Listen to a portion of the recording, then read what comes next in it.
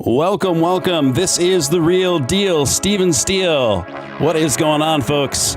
That is an intro that I've been working on the last couple days for the show. I hope you all dig it. Hope you guys liked it. What do you think? Is it a keeper? Is it a keeper? I don't put out something unless it emotionally stirs me in some way, unless it really just kind of gets the juices flowing, you know what I mean? It gets the blood pumping in me. It just really charges up my spirit. So I hope you guys dig it. Welcome. Good to see you guys. Good to see you guys. We are going up on a Tuesday, as the kids say. Thank you guys. Right on. Lady Doe says no sexy male dancers. I'll see if I can throw a one or two in. Thank you guys. All right. Thank you so much. Don't forget to smash that like button, guys. Smash that like button. It looks like you guys say keep the intro. You like the intro. Thanks. Yeah, I've been working on the last few days.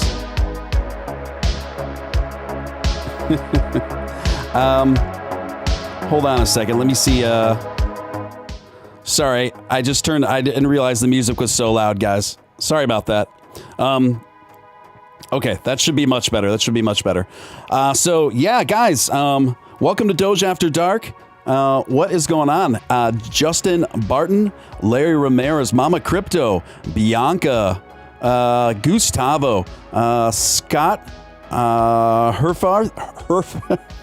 You're in here every day, man. Scott Herfarth, Hump, Deezy, State, Blaze, Diamond Paws, Chris Kelso, Cool Hand Luke, what up? Diamond Paws, of course. Lady Doge, yes. Kyle, and on and on. Good to see you all. Don't forget to smash that like button. It takes a split second of your time. Doesn't cost you a dime. It's the number one thing you can do to help a new emerging channel like this get up in those tricky YouTube algorithms. If you feel compelled to super chat at any time throughout the show, you're more than welcome to do that. That's always hugely appreciated for my time and efforts. And you can do that through the Stream Elements link pinned at the top of the chat. The Stream Elements link pinned at the top of the chat.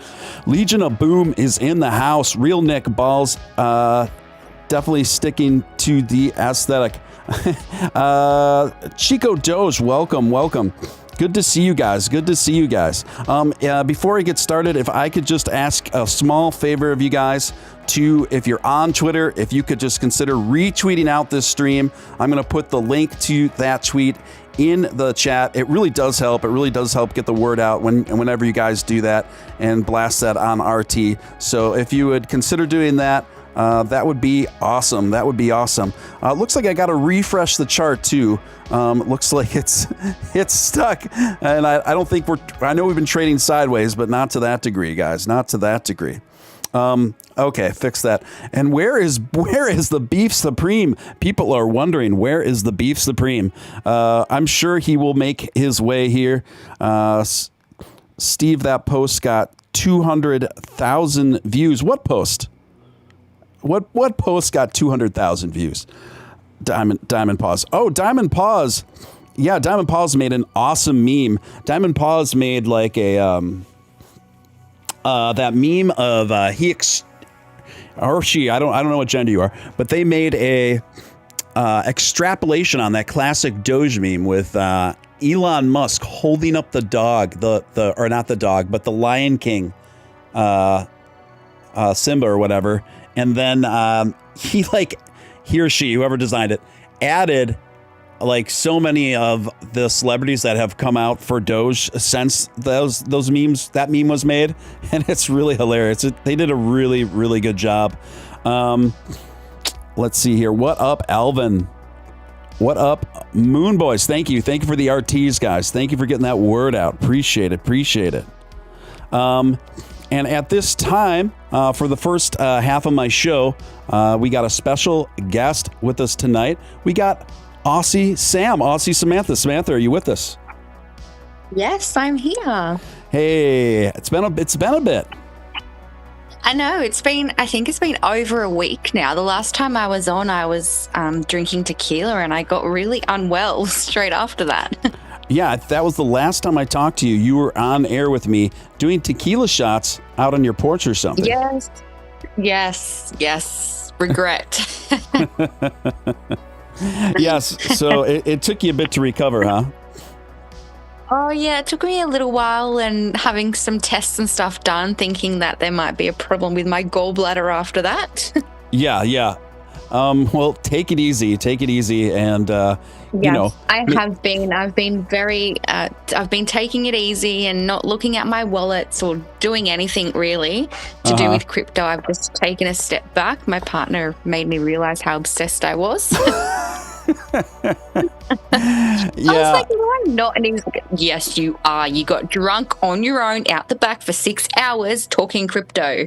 And does your partner know that you're back live in the air and that your bad influence is okay? I was gonna say, does he know that bad influence Steven Steele is leading you back down that path, that naughty, dangerous path? Not. Okay. Yeah.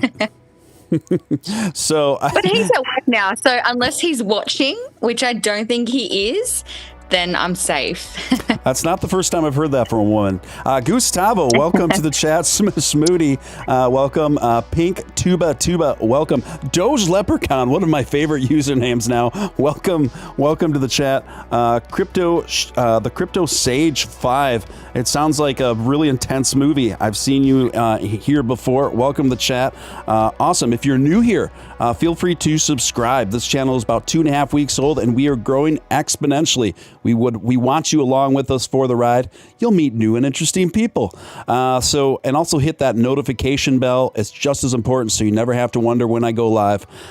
So I am just catching up with an old friend here, Samantha, and she was just describing to me how she has been taking a break from looking at her phone, looking at those charts. And you're a long-term holder, though, right, Sam? Yeah, that's why I'm not looking. I thought, what's the point of looking every single day? If I'm not doing anything with it, I'm holding it no matter what. So what's the point? Yeah, totally. I mean, if I wasn't such an obsessed dork that did a daily live stream show, I would probably check once every 2 weeks.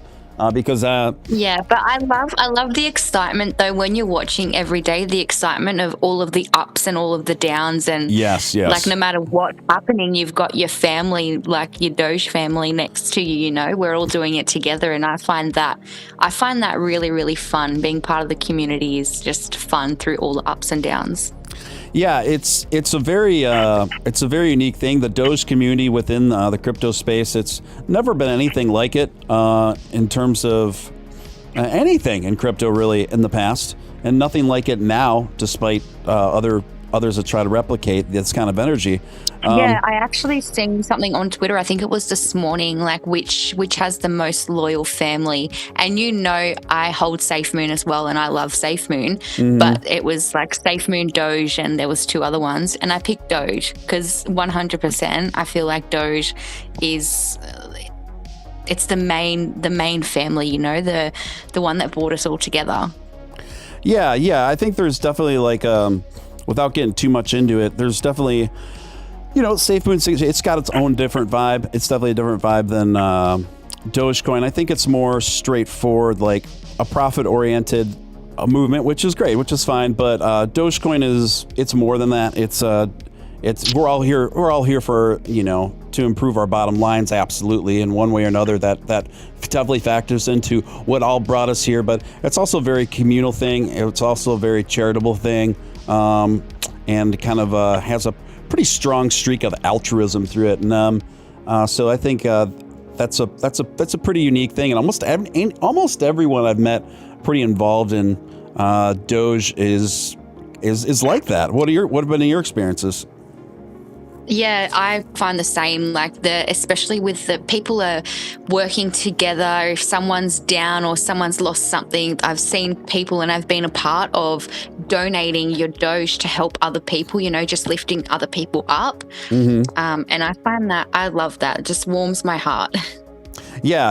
I've noticed that too, that people are really quick to step in and help others when they're having a hard time, or when they're struggling with stuff, whatever it is. And I've definitely noticed that. And that's definitely one of the things that kind of drew me to this whole thing, to this whole movement. I mean, it's pretty crazy when I step back and think about it.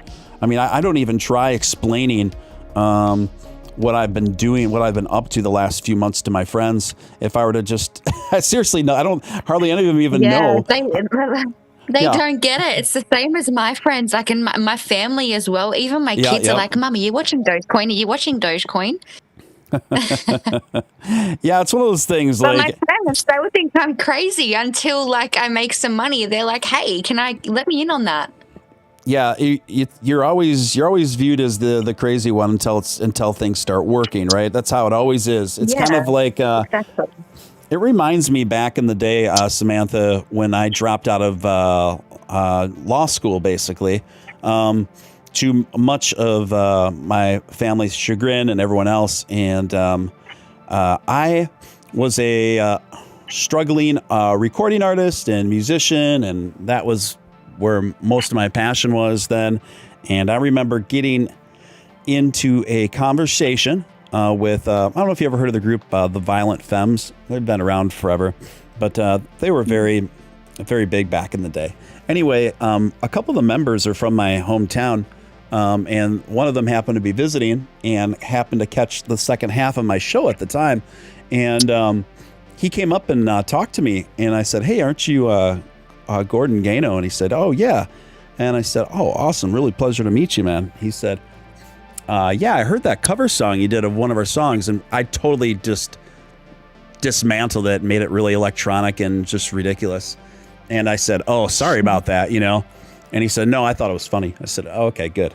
And he said, he's like, "Great performance. Like, what are your priorities? Are you seriously pursuing this?" I'm like, I don't know. I'm in school and I don't know. And he's like, "Oh, okay." He's like, "So it's like a hobby?" I'm like, "Oh, no, it's way more than a hobby to me." He's like, "Well, where are your priorities?" You know, and it just got me thinking. I'm like, "Oh, like I gotta go for it." So anyway, my point is, everyone around me said I was making a terrible mistake until I started making a living off of it, until I started getting publicity, until I got my first recording deals, and I started getting music licensed and TV shows and stuff like that. Then all of a sudden I wasn't so stupid anymore. I wasn't just this reckless dreamer. You know what I mean? So I feel like they're all on your side. Then it was like, oh, okay, this isn't so bad. And I feel like there's a lot of parallels between how people may perceive someone in that position versus someone that's pretty invested in Dogecoin and cryptocurrency. You're viewed as the crazy one until you're not, right? Until you're viewed as the genius. And I don't think anybody knows that feeling better than Nick Balls, who I think is probably still in the chat. I mean, here's a guy who invested in Dogecoin back in 2014. He sunk 10 G's into it, and I'm sure everybody thought that was a really dumb idea until they didn't. I think that's a ballsy idea. Yeah. Sierra Crane in the chat says, "Yo, Steven, can you tell us what companies are accepting Doge and why all these people on crypto groups I'm in say that Ellen never went live? I watched her live today." That's a good question because the footage was leaked late last night through I got it off of It's All Risky's profile, so I don't know if it's like faux. It must be faux live. You know, that's the only thing I can figure out, that it gave the appearance of live today, but the Mark Cuban footage did get leaked very late last night, so I don't know. Did you get a chance to see that, Sam? I haven't. I've not watched anything really. I've seen I've just gone through my Twitter feed quickly, but I haven't actually watched anything yet. It's so just to fill in the chat here. Samantha is just coming back from a crypto and crypto news hiatus. So we'll be just kind of like filling her in as we go along the show here. She's usually very dialed in, but we all have to take breaks from time to time. I totally understand it. And especially if you know what, I actually feel really, really good after taking a break. Yeah. And I still think I'm going to take it easy, you know, because I'm the kind of person, the first thing I do when I open my eyes, both of my eyes aren't even opened yet, and I'm checking the charts. Yeah. And I think that's just unhealthy for me. I'd be staying up late. I'd have all these price alerts on my phone going off at random times of the night, so I don't miss any of the action. And I'm a holder, so I don't know what I'm doing. I should just take a break. Yeah, I totally get that. I understand that. And I'm just seeing that I missed a super chat that must have happened during the intro. By the way, did you get a chance to check the intro, or weren't you able to do it while we... I've seen the sexy dancer girl. Okay. Yeah, there's a few in there. Super chat by Nubs again for $4.20. Thank you again, Nubs. Always appreciate your continued support here. And Their super chat is hashtag Lady Doge. So many people love the Lady Doge. I've been hearing compliments about Lady Doge all the last couple days in the community here, and even more specifically in the chat here. So Lady Doge, keep it up. Total sweetheart and a real asset to the community. Guys, we've just been trading sideways super consistently, right between 26.5 and 28 cents for days and days now. This is a really good thing. This shows remarkable stability, especially in the wake of the flash crash, the crypto flash crash that we had earlier, or that had been later last week. So I think this is a pretty remarkable recovery, considering Nick and I were actually live on the air during the flash crash when it got all the way down to about almost 14 cents. And some people were freaking out, and it was funny because while we were on the air, Samantha, I was actually getting very giddy and happy, and people are like, "What is wrong with you?" I watched a little bit of that one. That's just before I was like, I'm just done with crypto for a little while, so I did get a little bit of that show. Okay. Yeah, so I watched it live, like it was going down, and then it started going back up as you were live on air, and everyone's mood just kind of changed. Yeah, it was funny because when I saw it go all the way down to like 14, 15 cents, I was quickly opening my Voyager and just trying to just trying to get that transaction to happen so I could buy more, because I was really happy because I didn't think I was going to get an opportunity to get a buy-in point like that ever again. So I just piled some more Doge, put some more Doge in the pile, and then within 20 minutes, it came right back up to 21 cents. And ever since then, it's been slowly ascending. Now we're in the late 20s right now, guys. So I think we're doing considerably well. Celeste says, "What's up, Doge fam? Hello, Steve and Sam. Driving at the moment, but I'm listening." Hi, Celeste is such a sweetheart, and that's how I do it too. That's the only reason why I have a YouTube Premium account, is so that I can stream my favorite content creators while I'm driving, and that you can minimize the app and still get pump the audio through your car or whatever. So I think we're caught up on what's going on in chat. Guys, the folks that are just coming in now, welcome. Feel free to hit that thumbs up button, and if you're new here, feel free to subscribe. We're building out a really, I mean this, a very exceptional, fun, cool community here. So stick around. In the words of Ace Ventura, hit that subscribe button and that notification bell so you never have to wonder when we go live. So the big story of the day in Doge world, obviously, is Mark Cuban. Mark Cuban going on Ellen DeGeneres.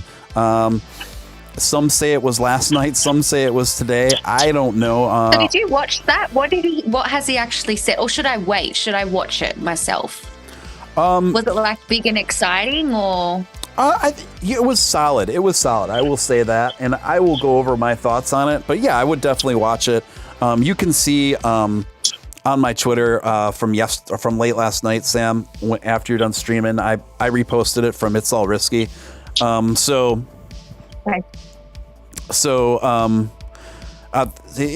really interesting where I think he handled it really well, because I think Mark is very sensitive to strategy, and so he went on there. It was kind of funny because they both were mispronouncing Dogecoin. And so they didn't. How did they say it? It was really cute. Mark kept saying Dogecoin, and then Ellen started saying Dogecoin, and then they both just the whole rest of the conversation was like, so the Dogecoin, and it was it'd be like watching your parents like talk about Dogecoin, right? So it's like, Dogecoin is really cool. It's really actually practical, whatever, and it's kind of funny. I thought it was really sweet. Honestly, I didn't think it was a bad thing. Some people speculated that it was a bad thing. They didn't pronounce it right. I don't think it's a bad thing. People have their own ways of saying it. You know, sometimes I say Doge because when me and my dad first started getting into it, we called it Dogecoin until I started watching the streams and all you guys are like Dogecoin. So sometimes I say Doge, sometimes I say Dodge. It's just the Aussie in me. Yeah, that's understandable. I mean, at the end of the day, who cares? Just as long as you know how to spell it and you can put in the call letters in your trading app, right? It doesn't really matter. I just thought it was, Diamond Pause was like, it's like your grandparents were saying it. Yeah, that's exactly what they would do or what they would say. So they were talking about it. Mark, I think he rolled Dogecoin out. Maybe I'm just going to say, I think I might say just Dogecoin for the rest of the show. But he rolled it out pretty brilliantly considering the demographics that he was dealing with, because Ellen DeGeneres is a super massive show with obviously a massive daytime audience, and a lot of housewives, obviously. And, let's be honest. Most people that watch Ellen DeGeneres on a regular basis they're women, they're housewives, or they're gay dudes, and there's probably a small fraction of straight dudes that watch Ellen on a regular basis. But so with that in mind, especially, I think he handled it really well, because he said, he more framed it like, hey, listen, like, this has been kind of an experiment that's been going really well. It's a much better investment than a lottery ticket, but but then he also recommended which is a little bit of a trepidatious statement, but at the same time, I think he's easing people into Dogecoin, because then he said, I accept Dogecoin for all the Dallas Mavs merchandise and tickets, and he said, and I'd recommend that you get that set up for your shop, Ellen, too. And Ellen said, she was pretty responsive. She said, yeah, I'm definitely going to look into that. Right. And so, ooh. Right. And then he said, it's just like a fun thing. But he said, but what the interesting thing is, it started as a joke, but now its market value has risen substantially. And he says, so it's been a big surprise. He says, you know what, folks at home, he said, why not just throw 10, 20, 30 bucks into it and just see what happens? So I think that was a really good way to kind of ease the normies into Dogecoin. You know what I mean? Where it's like, yeah, because you can't say go out and buy it. Like, it's going to be massive. He can't do that. Otherwise he'll be in big trouble. Right. That too. And then then he's also got liability, right? At the same time, like, I think he presented it in the perfect way for like entry level folks, you know what I mean? And then, he recommended them to just get on Robinhood, which honestly, Robinhood's not my favorite, but honestly, it's not the worst thing for him to say that to people who have no idea what they're doing with crypto, for them to get on Robinhood, because in all honesty, it's probably the most intuitive, easy to understand platform for someone who's brand spanking new to crypto, even though I'd rather see him verge towards Voyager or something. But I don't think he's going to want to mess with us again. What do you mean? The whole Robin Hood thing. Oh, right. Yeah, totally. Yeah, and I don't think that's necessarily a bad thing, because where Robinhood's headed now, Vlad tweeted out something, yesterday that, again, supposedly anyway, reassuring everybody that, hey, we're working on the wallets for not only Doge, but for all the cryptos, and, but I hear you guys and whatever. And so at least he's staying in communication about that, and he's staying in communication with Mark Cuban about that. So him and Mark Cuban have been talking behind the scenes. So I'm sure Cuban's going to help hold him accountable to his promises. And honestly, at this point, the most comforting thing to me about Robinhood is it's not even a choice really anymore. They have to do the right thing. If they don't follow through on this stuff, they're gonna lose a lot of users. You know what I mean? So it's like, oh yeah, definitely. It doesn't. They were hanging by a thread for a little while there, so that's what I mean. They wouldn't want to be doing any dodgy stuff again. Yep, totally. And someone in the chat says Robinhood's the easiest platform ever. Yes, and then I would say Voyager is almost just as easy. almost just as easy, and definitely less sleazy. So I thought that was handled. I thought that was really, really good. And this obviously is going to be a pretty interesting week. We got obviously Elon Musk is going to be hosting Saturday Night Live this weekend, so that's more big press for Dogecoin, and so we'll see how that goes. Samantha, I was talking last night. I actually edited it, and made it into its own video clip on my channel that you guys can go watch when I'm not streaming, where I talked about how a few different Saturday Night Live cast members were just so bent out of shape over Elon Musk coming on the show to host. They're like really upset about it. Why? Isn't that weird? Yeah. Yeah, so it's just weird. Like, I don't know how it is over in Australia, but we have certain segments of society here that it's like a societal trend where they're really uptight over they get offended really easily over anything. And so a couple of these Saturday Night Live cast members decided that they found a few of Elon's tweets from the past offensive and a few of his statements insensitive, so that we're thinking about protesting him being on the show and really upset by it. And it's just making a mountain out of a molehill.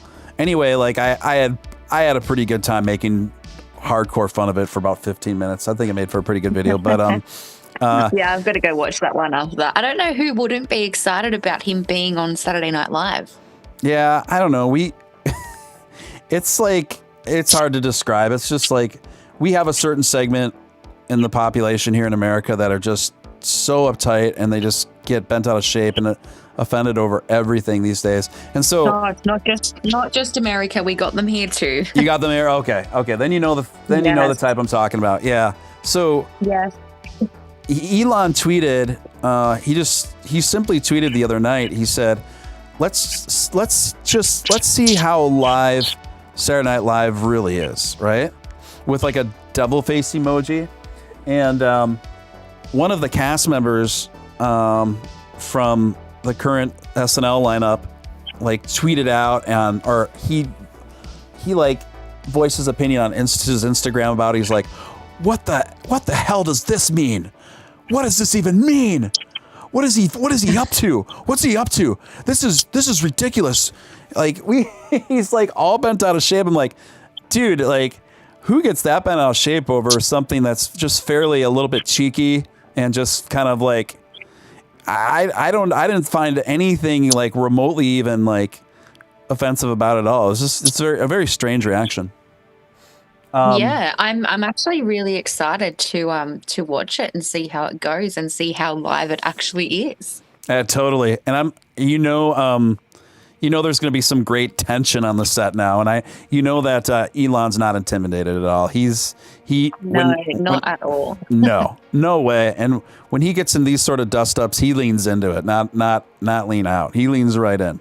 So I can just imagine him walking onto the stage doing that dance that he did. That famous dance that he did. Oh yeah, that was part of my intro video. I had a few snippets from his dance. I took the walk like the Egyptian part. I think that's my favorite part of the Elon dance is the walk like an Egyptian. Someone in the chat says Norm Macdonald was peak SNL. I love Norm Macdonald. He was a savage, still is. I actually posted, if you scroll down from a couple days ago on my Twitter feed, I posted a really savage Norm Macdonald clip there. Want to check out? Someone else in chat is saying, is there live person for customer support on Voyager or just email? Pretty much just email, and that's not just specific to Voyager. Pretty much any trading platform, good luck getting a live person on any of them. But Voyager is actually pretty good about responding via email. And I think I heard a super chat sound. Yep, Trucking All Day coming in with $3.69. Trucking All Day, Appreciate it, man. Appreciate it. Hope you're well. He says, April is Financial Literacy Month, and Miley Cyrus is donating $1 million in stock to her fans through Cash App. She is all in with stocks. I hope on May 8th, her and Elon talk crypto. Oh, cool. I didn't even know that. Well, that's certainly very, very cool. A very cool thing of her to do. That's awesome. Yeah. So we don't know. Obviously, none of us can tell the future. So we don't know if there's been no leaks, right? So we don't know if there's a skit about Doge or referencing Doge, or we don't know. Either way, it's going to be awesome. It's going to be awesome, guys. So I'm sure a lot of us will be glued to that or follow up with it soon, right after it does get aired. I did notice the Norm clips. Steven Steele, big fan. Awesome. So Sam, now that you are easing your way back into cryptodom, what do you are you holding any other positions besides in Doge and SafeMoon? I did have some Dent, but I sold my Dent and bought some Wink because it was quite cheap. So I only literally have 3 at the moment. So I've got SafeMoon. I've got like Safe Mars and Galaxy, just, I've got some extra lotto tickets just in case. But mainly on Doge, SafeMoon, and Wink. You know what I referred to those? But I've not looked at them at all, so I don't know what is going on. I'm not sure where everything is at. Yeah. You naughty girl. Do you know what I refer to those coins as? What I've been referring to them on my show? What? I refer to them as the red light district coins. I tweeted out the other day. And it's gotten over 550 likes or something, and Billy, actually from the creator of Dogecoin, was commenting on it and getting a kick out of it. But I tweeted out yesterday, I said Pancake Swap is the red light district of crypto. And yes, I can't wait to get out of Pancake Swap. It's a pain in the ass. Yeah, it really is. Now, don't be wrong, I do some, in all full transparency, guys, I do play around with some of these fly-by nights, because you if you play your cards right, you can make a few bucks. But as I've been trying to state clearly more recently on this show and on my Twitter, guys, that you please don't be afraid to walk with your profits on these coins. We've got just countless of these small Pancake Swap coins out there now. They just all came out at once. I feel like all these little coins all came out at once. Like, my dad was just telling me this morning that there's a new coin called Coin, and he actually said to me, "Hey Sam, maybe we should put some of our SafeMoon onto this Coin." And I'm like, "You're not being serious, are you?" Coin. It stands for Australian Safe Shepherd, and we got to watch the naughty words on the stream, Sam, because just because we don't want to get the shadow. But no, I love that word. Just for the record, we just got to watch it. It stands for I like how that coin, I actually hold some. I threw like $100 at it for fun, and it stands for Australian Safe Shepherd. So that's pretty funny. But there's just so many of these coins, you can't even keep up with them. And something I expressed earlier on Twitter today, just kind of as a heads up for people, just because it's been getting so out of control. I noticed a lot of people getting really caught up in these. And this is what I tweeted out. And I said, keep in mind that most coins that require Pancake Swap, etc., will not be around in 1 or 2 years from now. Don't let all of their separate Telegram and Discord groups convince you to keep holding.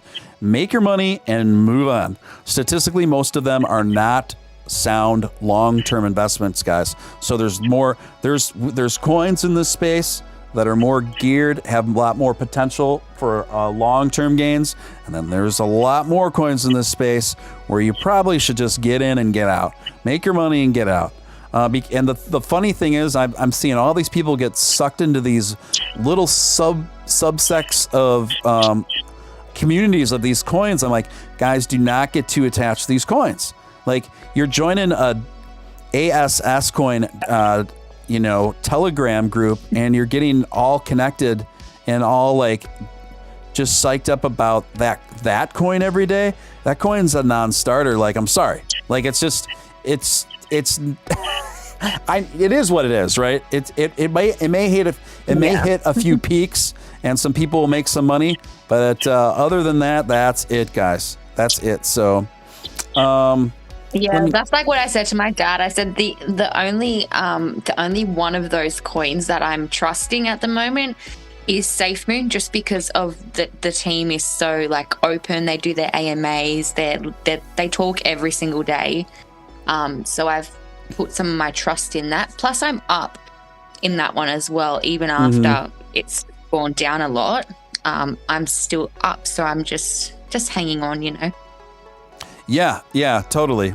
I got another super chat in here from Mr. Matthew Dar Kreklau. He's a character, and he tipped $6.66. And he says, tomorrow's my birthday. Sam, I got 1,100 Dogecoins. I want Texas toast. Happy birthday. Oh, happy birthday for tomorrow. And I bought a Moogle coin once, for real. I'm turning 22. Bisexual pride. Hey, whatever flicks your switch, Matthew. So thank you for that super chat. Appreciate it. Guys, we got about 90 folks in chat right now and growing. That's awesome. If you haven't smashed that like button, hit that like button right now. It takes a split second of your time. Doesn't cost you a dime. It's the number one thing you can do to help a new emerging channel like this get up in those YouTube algorithms. And if you want a super chat, of course, you can do so through the Stream Elements link pinned at the top of the chat. My special guest tonight is Aussie Samantha, a longtime friend of mine in the crypto space. It's always a pleasure to have her on, and we're just kind of catching up on the news lately through crypto, and just kind of freestyling a little bit tonight. So having some fun. What's that? Just having some fun. Yeah, we're moving, we're grooving, and the channel has been growing steadily. I cannot complain. I can see you've got, on my end, it says 1.72k subscribers. I'm about that's awesome. Little over 1,700 subscribers now, which may not sound like a lot, but considering I've only been going for about 2.5 weeks. You're still so fresh, like you're still so new, and it's just, it's awesome. Yeah, that is a Crypto Batman actually put it in perspective for me. He said, "Do you realize?" Who was that? One of the bigger content creators I'm friends with. Maybe it was either Crypto Batman or it was I think it was Staying Alpha. Staying Alpha told me. He said, "Do you realize that it usually takes, on average, somebody that puts out regular content on YouTube, it usually takes them 24 months to get their first 1,000 subscribers." And that really put it in perspective for me. I'm like, wow, that's 2 years. Yeah, and you've done it in 2 weeks. 2 years. So I'm like, okay, not doing too shabby. Steven, what are your favorite altcoins? Like red light district coins? Is that what you're asking me? If you're asking me the red light district coins, I'll tell you, I don't recommend them. There's a difference between altcoins and red light. I don't recommend them, but I'll tell you. I think I'm not even going to say I think this is a good investment. I think that's just silly. But I'm going to tell you, all I'm going to do is I'm going to tell you the altcoins I'm currently playing around with. And this is not an endorsement. I'm just telling you which red light district coins I'm playing around with. One of them is Safe BTC. I'm also invested in Australian, what is the acronym for ASS again? Oh, Australian Safe Shepherd. So I am invested in that juicy ASS coin. And then I am also invested in a Risk Moon for kicks. And I am also invested in Safe Moon. I got a little bit more money there than an altcoin. I think I've initially put in 500 or 600 there. I'm just kind of letting it ride. But it's not a coin I take nearly as seriously as Doge, but we'll see what it does. We'll just see what it does. It could really take off, or it could really tank. It could go either way. I could see it going either way, honestly. So it's just kind of feeling that out.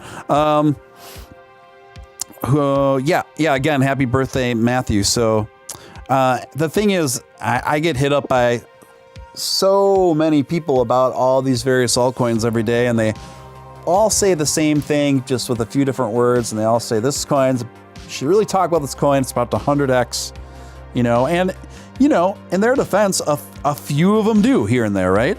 A few of them do, and then a very small percentage of a very small group of people end up making big money off these, a few anyway, of these altcoins for a short window of time. Unfortunately, about half those people get convinced through their through those coins Discord or Telegram groups to hold. You guys, if you're holding Safe Mars and Safe Mars like 20x's tomorrow, sell your Safe Mars. Sell your Safe Mars, because I don't care what the people. Not financial advice. Yeah, not financial advice, but that's but I, chances are the people in the Safe Mars, Telegram are going to tell, no, hold, man, because it's going to 2000x, or something like that. No, the statistics are very strongly against something like that happening on coins like that. So if it's having a real good day and it's really having a breakout day, what I do, I just sell and move on with the red light district coins. That's what I do. Put some profits into Doge. Yep. And Dogecoin Worldwide have made $5K flipping NFT art. That is awesome. People have been having some pretty good luck with flipping some of the NFT stuff. I'm so busy with my responsibilities. My head is so full of stuff that I haven't been able to cram enough time and mental capacity to really get down with NFTs enough to be able to be buying and selling and flipping them. So I just got to set aside like a whole day where I dedicate myself to that, because it is something I'd like to maybe monkey around with on the side, because that can turn into a fairly decent passive income if you know what you're doing. What is up, Camille? What is up, Poor Man Trading? What is up, Faded Polo? I like that username, Faded Polo. But I have to say, since in the absence of Beef Supreme, my favorite username in this chat tonight is Doge Leprechaun.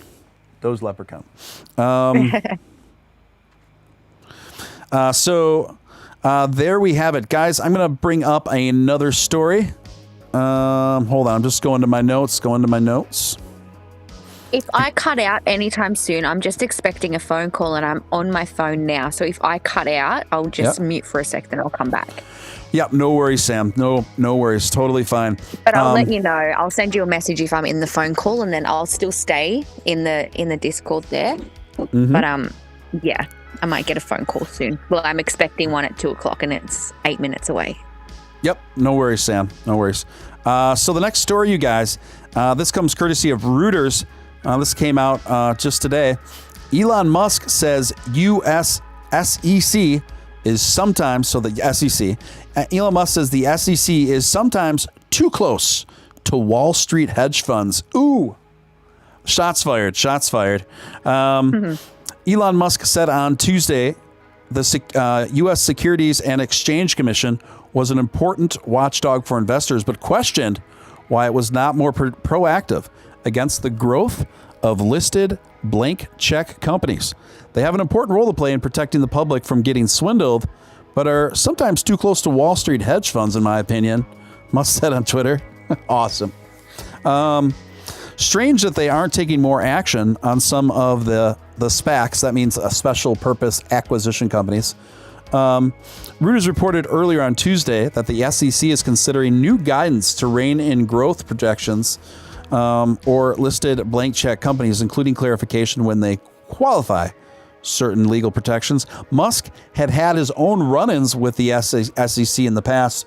He reached a settlement with the regulator after he tweeted on August of 2018 that he had funding secured to potentially take Tesla private in the $72 billion transaction.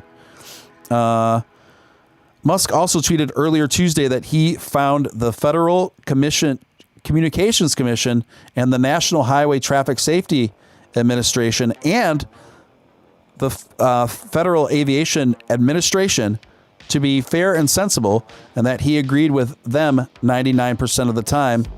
On rare occasions, we disagree, etc. So here is Elon Musk, absolutely spot on observation. The SEC, we see them going after, we saw them go heavily after Ripple, XRP coin, trying very hard to take XRP down, and XRP has risen out of that pretty heartily. I mean, XRP is just doing really great now, which is great to see. So the SEC also goes after like alt tech platforms that are really don't have a lot of power to begin with, and they're just trying to be these quietly do their own thing and become alternatives to this platform, for example, or Facebook or Twitter, just alternatives. And so we're kind of seeing a weird collusion between the SEC and obviously the government, and kind of what I would call selective enforcement upon certain companies that may pose a threat to the power and the bottom lines to people that are closest to them, right? And so as Elon Musk is calling them out on that, and I think he's absolutely correct. The SEC plays patty cake with the hedge funders while trying to crack down on cryptocurrency. And the hypocrisy is not hard to find, guys. The SEC, and as Elon Musk said a couple of years ago on an interview on 60 Minutes, he straight up said, I do not respect, he said, let me be perfectly clear, I do not respect the SEC. I do not respect them. So that's pretty boss. I really get a kick out of him. I really get a kick out of Elon Musk. He is kind of like the punk rock billionaire. What are your thoughts on all this, Sam? Yeah, I love him. I just love, he's like got no fear, that guy. He just says it how it is. Yeah. No fear is a good way to describe the way Elon expresses himself. And when people ask for apologies, he doesn't issue them. He usually just usually doubles down on the things that they were offended by. And in this world these days, it's really refreshing. Guns, and he speaks what he believes, and he sticks to his guns, and that's what I love about him. Yeah, I agree. I totally agree. I just find it rather refreshing. Looks like Cuban Ellen interview had zero effects, sadly. Thoughts? I never expected it to have effects. You got to understand the demographic to which he was talking to. These people are not, they don't know anything. They don't know the first thing about crypto. These are people that would probably even get lost on, most people, they'd probably even get lost on Robinhood when they first opened it. I think you got to look at the bigger picture. Overall, we are seeing a familiarization of Dogecoin or Dogecoin, however they want to say it. But look at it this way. Now there are, tens of millions of housewives who at least have heard of the Dogecoin, right? And what they probably took away from it is, oh, there's this weird, cute coin thing, and you can buy stuff with it, and Ellen likes it, and she's going to include it in her store. That's probably what most people watching took away from it, and that's great. That's fine, because when Ellen includes Dogecoin as a checkout option on her store, that's when it really starts to have like a overall psychological effect in our favor, where people, when it starts popping up on more outlets as a checkout option, then people are like, what's Dogecoin? I can buy stuff with this? What is it? You know, and that's where it's going to start for a lot of people. You know what I mean? So I don't see. Yeah, and now that they've heard it on TV, on Ellen, it's going to have their ears ringing next time they hear it. Oh, hang on, I've heard that before. Like, each time they hear it, and they're going to hear it more, it's going to prick their ears up, and maybe then they will jump on it. Yeah, I agree with that. It's so, overall, I think it's a big win, honestly, even though it wasn't really reflected in the market value. All of these things seem to have an effect, an accumulative effect, in my opinion, where they reach a critical mass, and then it kind of all busts loose, right? And I think that's what we saw when Dogecoin went parabolic a couple weeks ago, where we went all the way from 6 cents to 40 cents, right? I think that happened because all the things like that we're talking about today with the appearance on Ellen and all this stuff, we had all those kinds of like cultural wins, kind of all that just built up, and we built up to this critical mass where it couldn't be contained or controlled anymore, and then it finally became reflected in the market. My friend Upshot, I'm sure some of you are subscribed to him as well. He expresses a opinion that Dogecoin always runs 6 to 8 weeks behind what's happening on the ground, and he went into he explained his reasoning on that in more detail than I'm able to give you right now.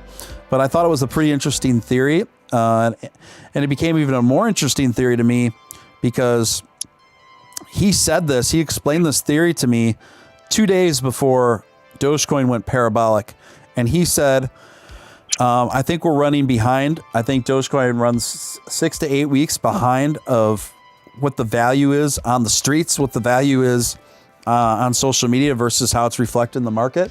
And he says, I think we're just days away from that being reflected drastically in the market. And he was right in that regard. He was right. He predicted that. So yeah. So Frodo, trolling in the chat. Frodo, if you'd like. What's simpin mean? It means like, it's like an accusation that I'm like kissing your butt or something. I'm being overly accommodating to a woman or something like that, Ooh, which is interesting. no. Which is interesting because anybody who knows me knows I'm definitely not that. So that's interesting. Definitely not that. Yeah. So if anything, I'm simping you. Yeah. I've never subscribed to an OnlyFans or anything like that. Real Nick Balls. I am off. Doge fam, have a great stream. Thank you, Nick. You as well, and I'll follow up with you soon, man. We don't need Ellen. We need Joe Rogan. I would love to have Joe Rogan talking about Dogecoin too, but you guys, the thing is, regardless of what your personal sentiment towards particular high profile people are, when it comes to like a cryptocurrency that you're trying to promote, it's all good, man. Like you can't get hung up on those things. I will take a Ellen DeGeneres endorsement. I'll take a Joe Rogan endorsement. I'll take any big high profile endorsement that could have the power to influence a lot of people to the coin. Sure, I'll take it. So let's see, guys. We are at about 100 people in here. That's great. And is that a spike? What's that? I'm watching the stream right now. Is that? Are you seeing a spike? You're saying? Yeah, I think so.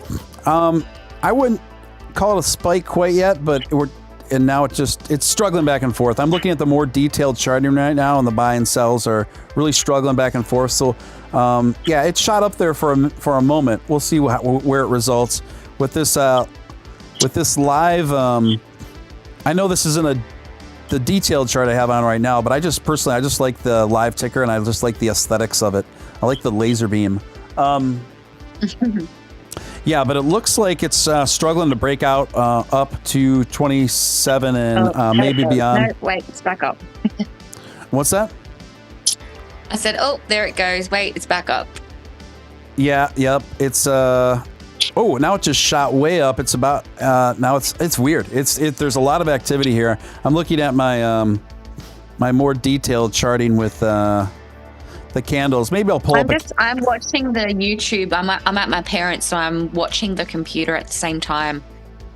Okay, yeah, you're pulled right back into the vortex, aren't you, Sam? So yes. I will put up a more detailed Binance chart for a little bit, just so you guys can see the candle status. So just to hold on un momento as I get that into place.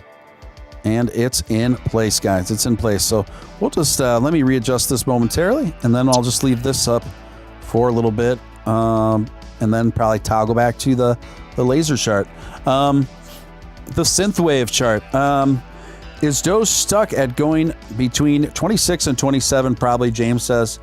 Yes, it is, and that's not a bad thing. Trading sideways this way for a bit, you want that sort of stability.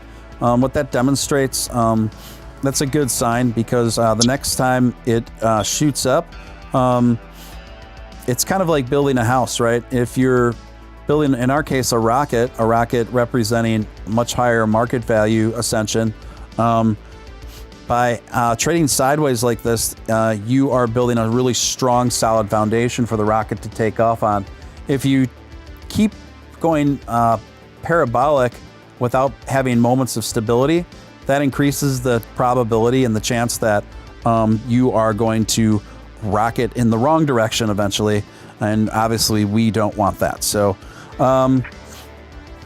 yeah, some people really like the candle chart. Some people like the live ticker. It's just, that's why I do both. I go back and forth. I like both personally. But yeah, as we can see, a green candle is forming now. Definitely a slew of buy orders came in, pretty sizable ones. We'll see if it results. And getting us past that 27 mark, there just seems to be a ton of resistance between 27 cents and 27.5. So if it shoots up to there or past 27.5, I'll definitely start talking about the chart again. But why does crypto follow Bitcoin? Oh, Bitcoin is kind of, it's literally the gold standard of crypto, and it basically functions like digital gold. So same way with fiat and metals, valuable metals that kind of mirror gold markets. The same kind of happens with Bitcoin and Doge. Now, Doge has shown itself recently to be able to break out on its own and do its own thing. We saw that a few days ago where Bitcoin was having a couple rough days, and Dogecoin was not only stabilizing but was ascending during that. So that's a really good sign. Now, we do know that it often mimics. It still will often mimic Bitcoin, but it's certainly capable of breaking out independently from it. So yeah. It's like the lone wolf. It does its own thing whenever it wants. I agree. Beef Supreme, you are late, sir. You are tardy. You're getting a tardy mark, Beef Supreme. Beef Supreme always comes in surge to 30. We're doing it. He's like the trusty room hype man. I love it. Yeah, but you're absolutely right. I see Cheeky's in the chat too. Hi, Cheeky. Oh yeah, that's right. Good to see her. Right. Who got in? Yeah, some of y'all are talking about Matic. I did not get in on Matic. I know there's been just chatter about that. I can't keep up. But Matic, I haven't done much research on it, but the little bit I did do, yeah, I think it's showing some really good signs of life. Just like what I apply to Matic, I apply to all coins of that size. Just don't be afraid to walk. Don't be afraid to walk with some good profits. But at least from what I could tell anyway, Matic looks like it at least has a utility, like a credible utility. But I don't really know much more about it aside from that, and I don't even know where you buy Matic. I know it runs on the Ethereum chain, and it's, I mean, from what I can tell, its utility is really seems credible. It seems credible, but there's, I guess the thing that sets it apart from other coins trying to do similar things is that it's an adapted version of Plasma with POS side chains, and I don't even know if I really want to get into breaking all that down right now. I don't feel like explaining it, but yeah, well, Matic has been doing good the last couple days. Petrie says it's low again, but doing well. Coinbase, yes, Dogecoin is coming to Coinbase. Can't tell you when, can't tell you how, but what I can tell you, we are 3 green candles in, and look like we're getting up to 27 cents again. So we'll see, guys. The thing is with these candles, you can just find yourself getting stuck in this vortex where you're just like getting super invested, and before you know it, 3 hours went by and your coin is still hovering between the same 1 cent ratio that it was in the beginning. so yeah, you just got to know when to just look away, guys. Got to know when to look away. Yes, especially when you find yourself dreaming about big green dildos. That's when you need to have a break. I can't say I've had those sort of. You've had having dreams like that, Sam? No, I'm talking about. Isn't that what they're called? The big green ones. They're called green weenies. They're not called dildos. Oh gosh. But yeah. So yeah, I didn't know if you were describing something that. Something that you were dreaming about, or okay. No, I'm talking about candlesticks. Okay, candlesticks. Okay. I find myself dreaming about charts and candlesticks, but I've been having normal dreams lately, so that's a good thing. But now I'm staring at this chart, so it's probably gonna happen again. Right. Just find yourself just drifting away and dreaming about big, thick, long candlesticks. Yes. So, soon as Bitcoin posts over 56K, Doge will start fighting through 2830. In the meantime, it's going to stay sideways. Yeah, that's a fair prediction. I could see that. So, let me see here. What's the next? Looking back at my notes, there's a bunch of stories I had here. I'm still giggling. Does nobody else call it what I called it? Because I'm not making that up. I've heard that. DILDOS? Yes. No, I haven't. Chat, really? Don't leave me hanging. I am not the only one that calls them that, right? I've never heard anyone refer to them as that, but I'm sure people have. It's only in my dreams. Maybe it's only in my dreams that's what they call. I think you have some interesting dreams, Samantha. Sometimes I don't know the difference between dreams and real life, especially in crypto. Like everything kind of blurs into one. Yes. Well, I think there's more than just crypto that's been on your subconscious, young lady. Gustavo coming in with the $5 super chat. Thank you so much, Gustavo. I appreciate you. I support what I love, and I love your show, man. The real deal late night crypto show. Shout out to Lady Crypto 2K. Follow her on Twitter. Tell Arby's we've got the beef. I love it. Thank you so much, Gustavo, and shout out to Lady Crypto 2K. Follow her on Twitter. I'm gonna look her up right now since you've been a supporter of the show. What is it, Lady Crypto 2K? Maybe I got it wrong. Lady Crypto 2K. Yeah, okay. Yeah, I'm not finding her. Lady Crypto 2K. I looked her up on Twitter, looked up the username on Twitter, nothing came up. So maybe I don't know. I don't know what if you figure out what the Twitter handle is, I'd be happy to check her out. Johnny Yabera coming in with a whopping $50 super chat. Johnny Yabera, one of the biggest supporters of the show since I first started on Twitter live. Johnny Yabera, thank you so much, man. Hugely appreciated. Your support's hugely appreciated. So I really, yeah, that's amazing. Thank you so much, Johnny. It really helps with all the time and investment I put into this show. And I really do put a lot of time in it to try to give you guys a great entertainment night after night. So thank you so much, Johnny. Appreciate your continued support. Means a lot. And he says, let's go Doge family. Pump it up, guys. It's great that we can have a show like this where, we can come almost every day and just get re-enthusiastic and recharged up and just pumped up each and every day and get enthusiastic and kind of have our own little pep rallies here, right? But we also talk about other stuff too, but I think that's part of the secret of Doge's success is people always just staying in good spirits and enthusiastic about the coin. What do you think, Sam? Yeah, definitely.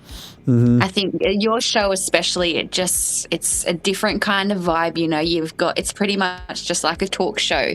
We all just come in, we have some fun, we chat to each other. It's awesome. Oh, thanks. Yeah, I honestly can't think of another show that's quite like this one in the general crypto space anyway. I've been getting a few messages lately that are huge compliments to me and of people telling me that they're not even into any crypto. They just like the show. So I thought that was really cool. That's dedication. Yeah, totally. I'm like, that's great. Like you don't have to be into crypto to tune in and like this show by any means. Anyone, you don't even have to own any Doge to hang out with us and to be watching by any means. If you just like hanging out and you're entertained, That's awesome. Beef Supreme says best show on Doge right now. Thank you, Beef Supreme. Appreciate it, man. Appreciate it. Beef Supreme is going to be doing all my PR from now on. So Pink Tuba said my mom bought Doge. Awesome. I think another super chat came in from Gustavo, $1. It's Lady Doge 2K. Okay, big difference. You said Lady Crypto. Okay. So Lady Doge 2K. Maybe I already follow her. We'll see. I'm writing it out right now. Lady Doge 2K. Oh yeah, I don't follow Lady Doge. I'm gonna follow Lady Doge right now. I know who Lady Doge is. I know she hangs out here, and so Lady Doge, absolutely, definitely following Lady Doge right now. Let's see here, guys. Faded Polo says this stream is easy to watch. Love it. Nice. Appreciate that. Let me pull up my next topic here. Jeff Bezos challenges NASA moon contract award to Elon Musk's SpaceX. So this is kind of funny. So Jeff Bezos challenged NASA moon contract award to Elon Musk SpaceX. So Christian Davenport, who wrote this article, went on to write, just over a week after it lost out on a high-profile and lucrative contract to build the next spacecraft that would land astronauts on the moon, Jeff Bezos' Blue Origin. So that's Jeff Bezos' base, but Blue Origin is basically Jeff Bezos' space exploration program that he's launching. Filed a protest over NASA's decision, saying it was flawed. NASA awarded Elon's SpaceX $2.9 billion contract to build their lunar lander, a huge victory that surprised many in the space industry. Blue Origin had vigorously pursued the contract building what it called a national team, locking up including Lockheed Martin, Northrop Grumman, Draper, to compete for it. So basically what happened is SpaceX beat out Jeff Bezos's space exploration company for this NASA contract for construction on the lunar lander. And Jeff Bezos is ticked. He's pissed. He's not happy. Is that surprising, though? I'm not surprised. No, I'm not surprised either. I'm just more amused. These two have kind of had an unspoken rivalry for a while now, and they're very different personalities between the two. And I think it's safe to say that most people watching the show are much more conducive to Elon Musk. Nothing against Jeff Bezos, but you just can't compare to Elon Musk, man. Yeah. But we're trying to be Elon's nice. Daddy. What's that? I said Elon is daddy. Elon is daddy. Yes. And yes. And Jeff Bezos, he's just a very different kind of man compared to Elon. So I think his ex-wife just took him for half of all his earnings too in that divorce. That's a pretty sweet deal. She gets half of all of Jeff Bezos' earnings. That's wild.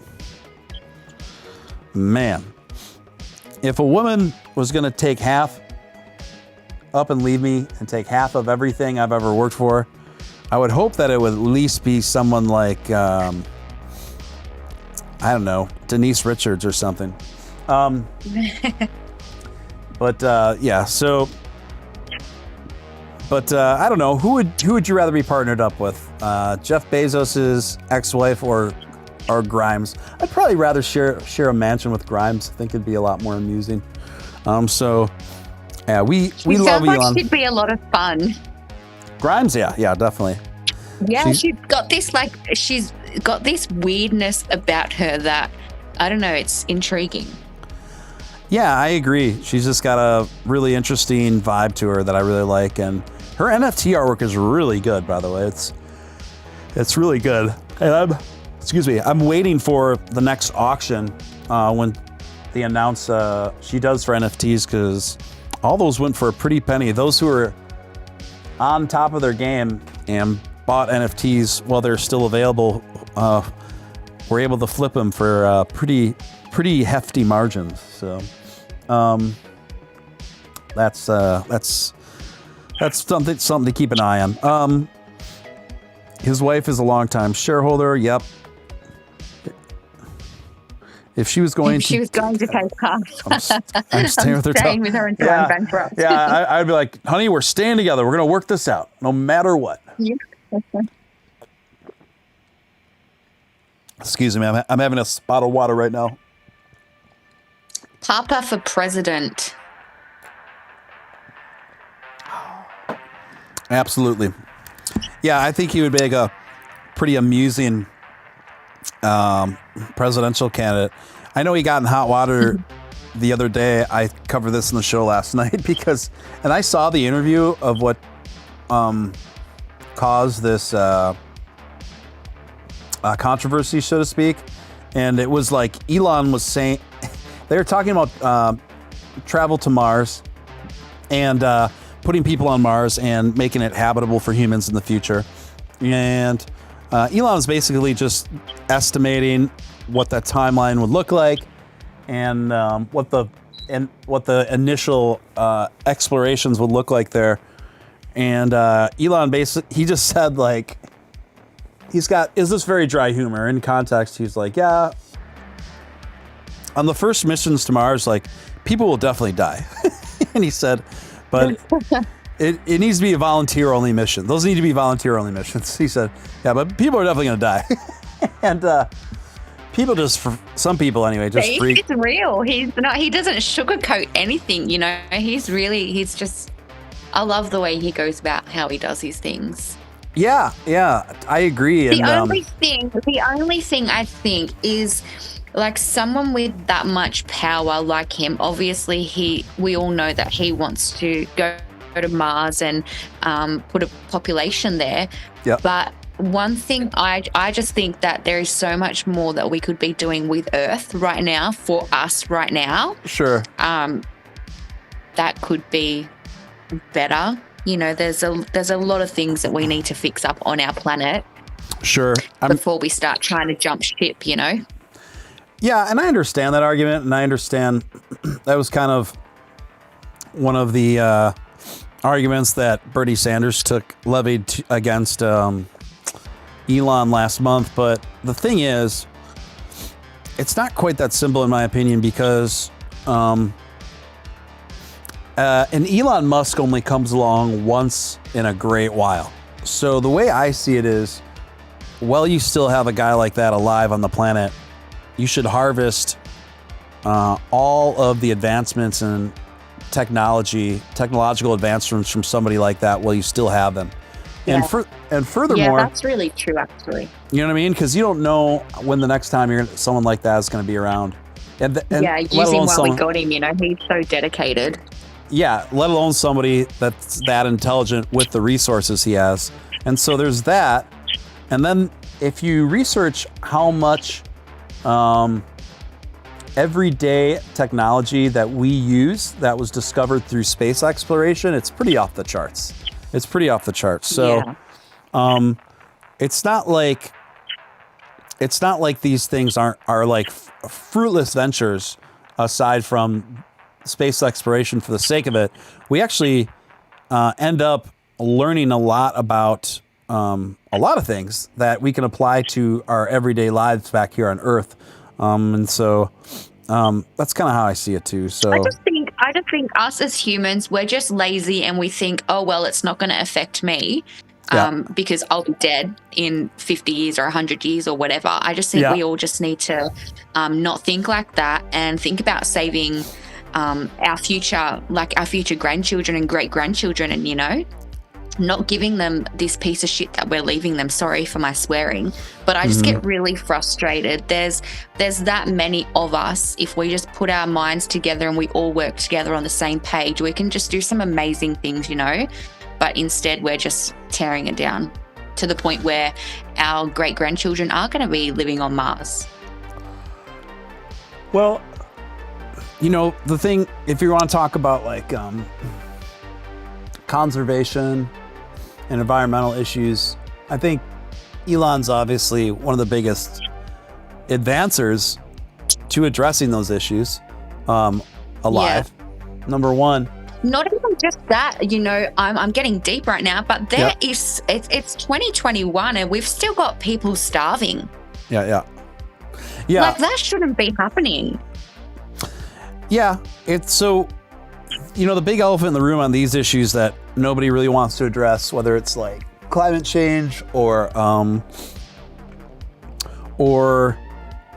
famine, poverty, starvation, all these kinds of things, is overpopulation. Nobody wants to talk about overpopulation. No politician wants to talk about overpopulation. Like, nobody wants to touch that with a 10-foot pole. But the fact is, you cannot, I'm just speaking facts here, but you cannot seriously address environmental issues or starvation issues without addressing overpopulation. So between overpopulation and, you know, carbon emissions that are accumulating by the biggest, you know, by the biggest sources of energy among corporations. Between those two things, those are going to be the main things to tackle. Heads and tails above anything else. Heads and tails above what any of us can do, or what even any like medium-sized company can do. But nobody wants to talk about overpopulation, and we do it at our peril because everyone's trying to be too sensitive about it. And we need to tackle it. Overpopulation is a big problem. It's a big problem. And it's a particularly a big problem in certain parts of the country more than others.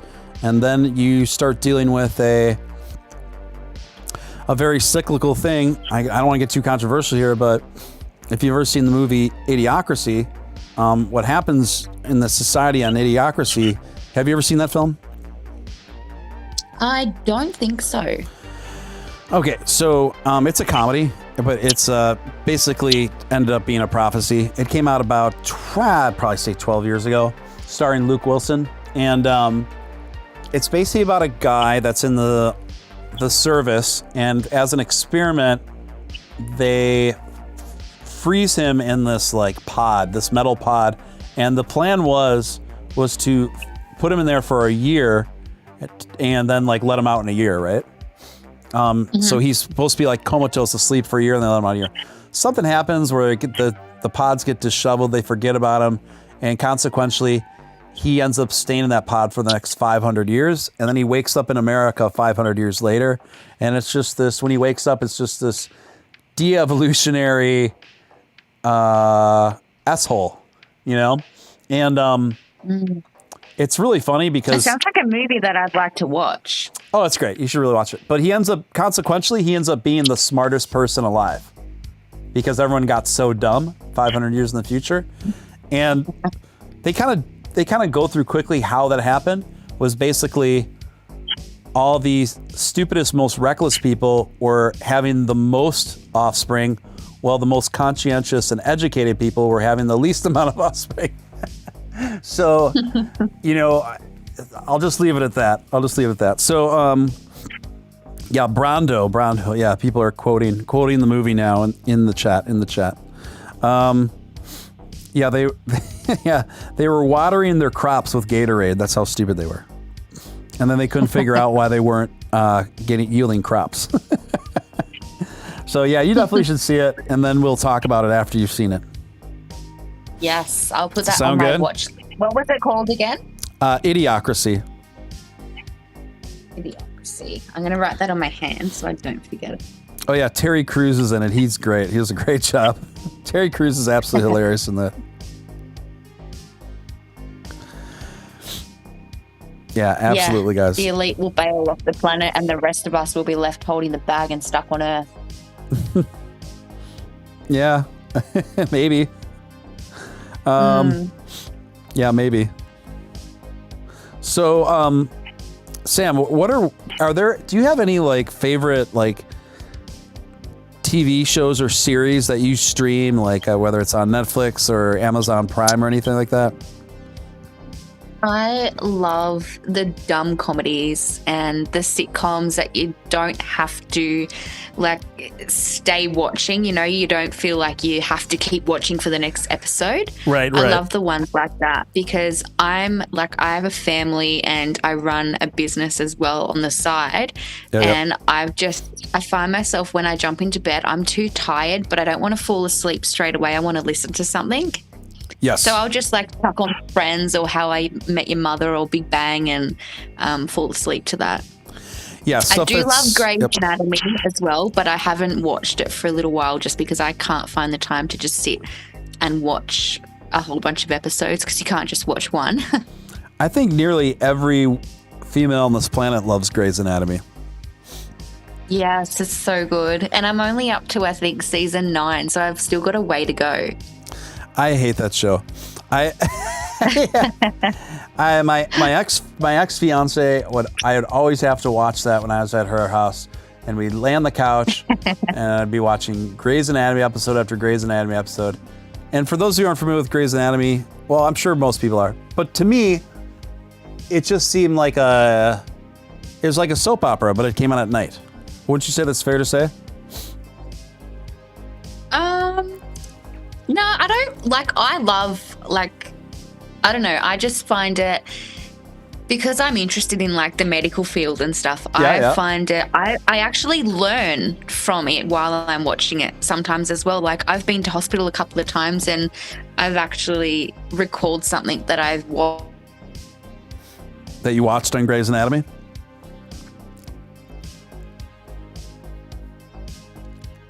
I think we lost Sam, folks. She might have had a phone call, like she said. So we'll wait for her to get back. I think she might have had a call or her phone died, one of the two, but no worries. We will just continue with the show and until she can find her way back. And the next story I had, guys, this one's kind of funny. Babylon Bee considers legal action against the New York Times for calling satire site misinformation. So those who are familiar, the Babylon Bee is like a parody site. It's a lot like The Onion, if you're familiar with that. So it's a strictly satire online newspaper, online website, news website, strictly satire news. And so the New York Times has been railing against the Babylon Bee, calling their content misinformation, which is ridiculous. Like, of course it's misinformation. It's a parody site. It's a joke site. Like, like for the New York Times to, always, be talking smack up about the Babylon Bee, saying that that's not real news and that they're spreading misinformation. Well, of course it's not real news. It's just like they're not claiming they're real news. It's literally a parody joke news website. Like, so now Babylon Bee has gotten sick of it, and now they looks like they're launching a lawsuit against the New York Times for constantly doing this to them, just to kind of get their goat. So the CEO of Babylon Bee says, "We are contemplating discussing our counsel when the next move should be, should we sue them or not? That's an open question," he said. "We're exploring our options." So that's interesting. So I just thought that was pretty funny. Next story. You guys, Ethereum jumps to record high today. And Reuters was talking about it. Ethereum jumps to record high on report of EIB digital bond issuance. Ethereum, the world's second largest cryptocurrency in terms of market capitalization, touched a new peak, with participants citing media reports about the European Investment Bank's plans to launch a digital bond sale. So, Ethereum is having an incredibly bullish day. Let me check. Let's do a little bit of a market rounder right now, you guys. So right now, Ethereum is at trading at over $2,600, you guys. So that's incredible. So they are up 6% for the day, which is 6% doesn't sound like a lot, but that is a lot for one of the second top market cap coin on the market. That is a lot, and they're up about 15% for the week. So I know a lot of you hold Ethereum. I definitely hold positions in Ethereum, so that's good to see. And Bitcoin right now, guys, is trading just right at about 55,000. And it is up 3% for the day and up kind of trading sideways for the week so far. But overall, things have been going in an upward trajectory for BTC. VeChain, VET, is up again, 7% for the day. Been making a comeback after being down about 15% for the week. So they still got about 7-8 cents to go before they can neutralize the crash that they suffered.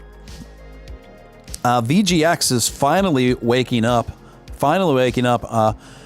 keeps rising at last. I knew this was going to happen. I do think that VGX is still a very sound long-term investment. I've been very bullish on VGX for a while, as those of you know. But right now it's trading at $4.76. So that's up almost 20% for the day, guys. And they are up again about, I think, 12 or 13% yesterday. So overall for the week, Voyager is up about 40% right now. And I think that's going to continue to rise from here on out. Still getting VGX under $5, I still think is a good investment for the long term. I do think VGX will eventually get to trading around between $30 and $50 a token. I used to think it was going to happen by the end of 2021. Now I'm not sure about that's going to get quite to $30 by the end of 2021, but I feel very strongly that it's going to get there within the next 2 years. But yeah, so finally VGX starting to wake up, and I do think it's the beginning of a lot more to come. Mana having a great day, is up about 12% today, trading at $1.40. Mana Decentraland. And they are now they have neutralized from the flash crash being where they are at now. So they're totally neutralized the flash crash consequences. And I'll check a few more. ADA right now is trading at $1.31, up 6% for the day. It's pretty good. Ripple XRP is trading at $1.39 at the moment. And they're trading sideways at about $1.39, $1.40. And XLM, Stellar Lumens, pretty underrated currency in my opinion. It's trading just a little above 50 cents right now, up about 3% for the day, which neutralizes the effect of the flash crashes that put them down 3 or 4% before that. Let me check out what's going on in the chat, guys. Let's check the chat.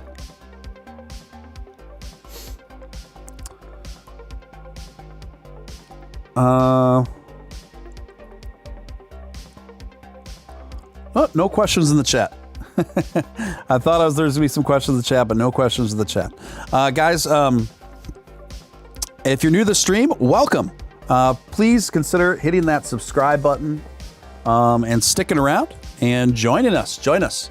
And then hit that notification bell so you never have to wonder when we go live. And also, if you want to super chat during the stream, you're more than welcome to do so. That's a great way to support. You can do so by clicking the Stream Elements link pinned at the top of the chat. And I get to those. I definitely prioritize those. And you can ask whatever questions or make whatever comments you want there for me to read out loud.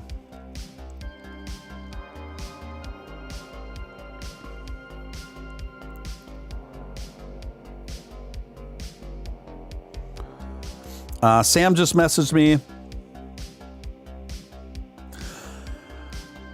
Sam is off for the night. She said she has to go get her kids. And she says, tell everyone bye, and I will come back another time.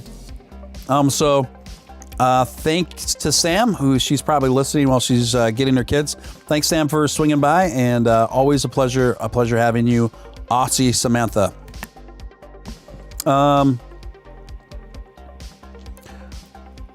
Let me get to the next story, guys. The next story.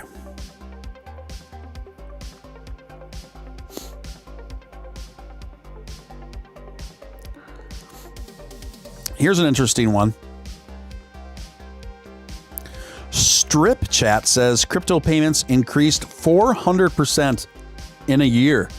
Adult webcam streaming services are getting a big boost from the pandemic lockdowns over the last year. The live streaming web platform Strip Chat, among other several adult websites, are experiencing a big boom in crypto payments over the last year. The adult social streaming and entertainment platform revealed in a blog that cryptocurrency is rapidly becoming a preferred payment method by many of their users and platforms on the webcam-based website. It is estimated that the platform has over 300,000 models and averages around 60 million visitors a month. According to Strip Chat stats for 2020, digital assets for adult entertainment is nothing new, as they offer an additional layer of anonymity. However, Strip Chat and other webcam sites saw significant growth in 2020 due to COVID. It reported a 72% spike in traffic that hosted over 2 billion sessions per year. Both users and models are more actively using crypto as their preferred payment methods. We have seen a 400% increase in the number of cryptocurrency transactions since the beginning of 2020 and well into 2021. And all 10% of all active models are using their crypto as their primary payout method. Wow.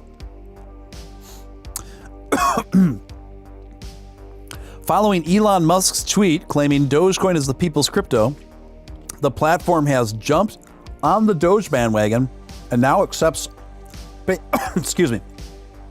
payments of the meme-based cryptocurrency. If adding Doge can improve Elon Musk's and people's experience, we're here to accept it. So Doge is now offered is one of the primary crypto checkout options for these kinds of sites, we'll say.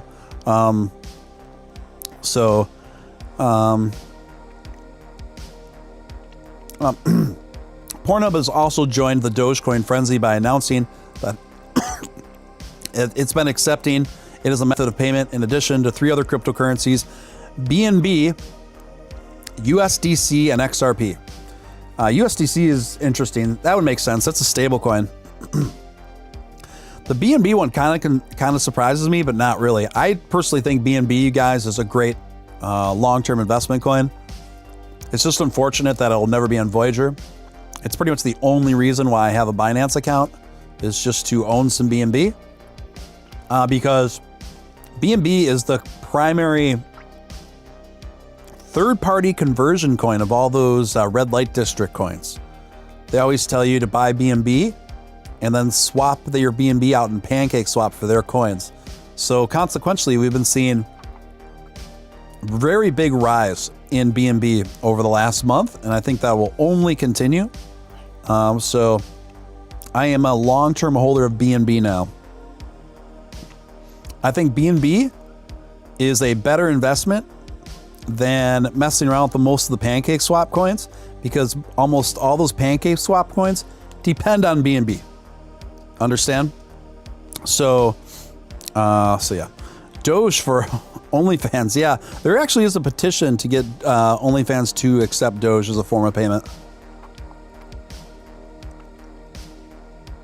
Yeah. So there's a petition form for that. Scott says, I bought 500 VGX in the interest booster and loyalty program. It's so sweet. Well done, Scott. That's a big commitment. You know, that's a lot of money, but I do think it will pay off for you between interest and where VGX is going long term. VGX is it's a long term commitment. You just got to be patient. But I think all those of us who are holding VGX right now will be pretty pleased at where it will end up at the end of the year, and then particularly going into the next year, 2022. You know, as Warren Buffett often said, you know, the stock market, in our case, the crypto market, is the process of trading money from the hands of the impatient to the hands of the patient. And I think VGX coin and a lot of coins, particularly coins like VGX, are a pretty good example of that.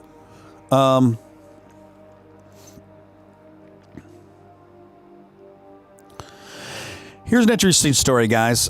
This was written by Value the Markets, which I never heard of before. But can Dogecoin continue to defy the odds and have real-world use?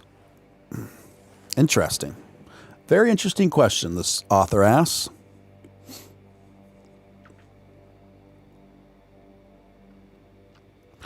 Yeah, Scott says Voyager will pay you 10% a year interest just for holding USDC on their platform. Yes, that's correct. Between 9 and 10%.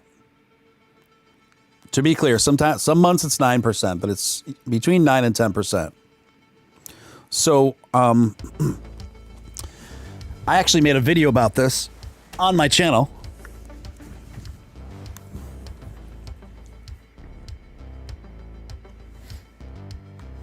Yeah, I made a video about this very thing on my channel.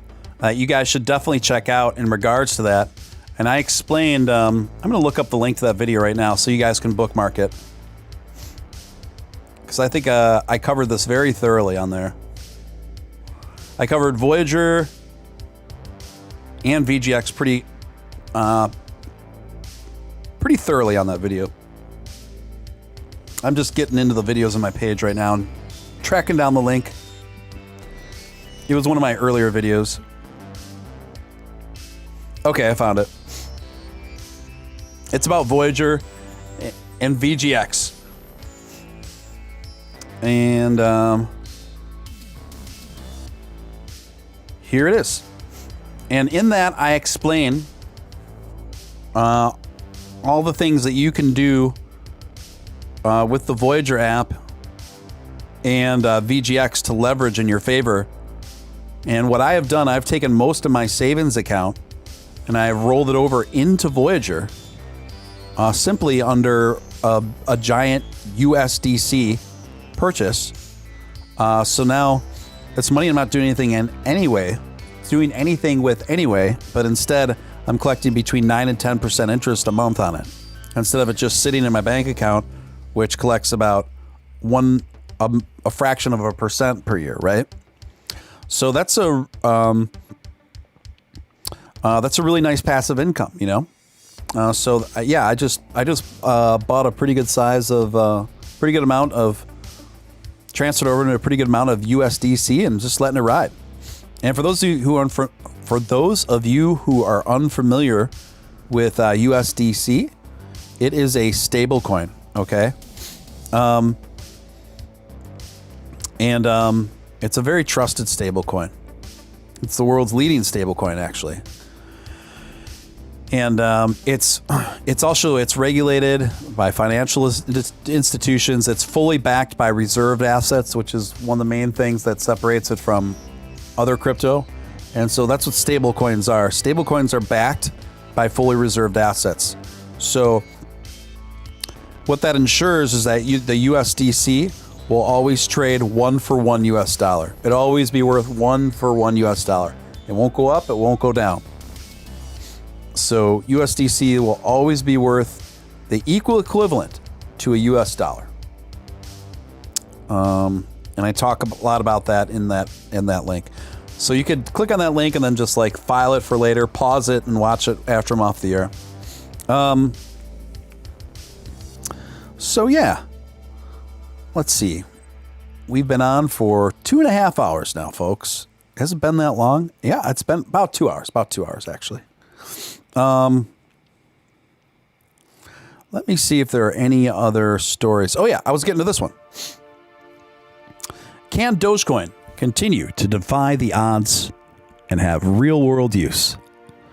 Dogecoin is the crypto coin that began as a joke, has defied the odds to climb over 10,000% in value since April of 2020. The principal reason for this is celebrity supporters is Mark Cuban, Elon Musk, and Snoop Dogg. Not entirely, but they've helped.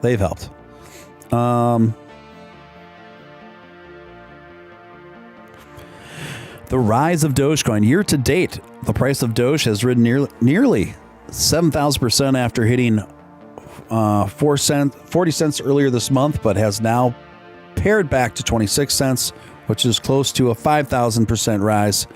This means it now has a phenomenal market cap of over $34 billion. Well, there appears to be a constant drive to send the coin soaring above $1. This is highly unlikely. I disagree with that. I don't think it's highly unlikely at all. Unfortunately, a whopping 10,000 new Dogecoins are automatically issued every minute, unfortunately. Oh, it's going to be one of these articles. How many times do we have to explain this to these morons? How many times do we have to explain the benefit of the soft cap that Dogecoin has? How many times do I have to go over this?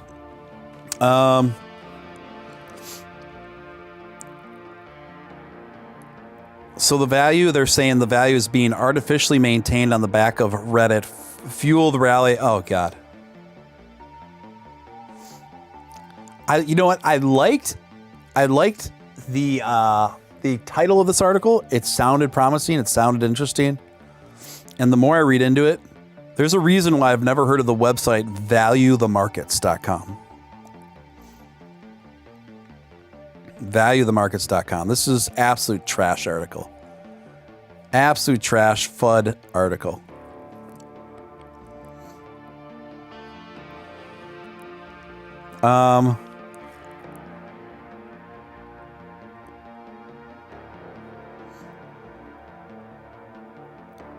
I'm just looking to see if there's anything else that's even worth reading in this for you guys, like for good information.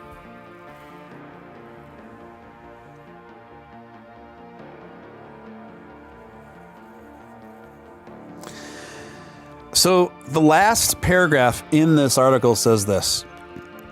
And there are also those who believe that Dogecoin speculation makes a mockery of the entire cryptocurrency ecosystem.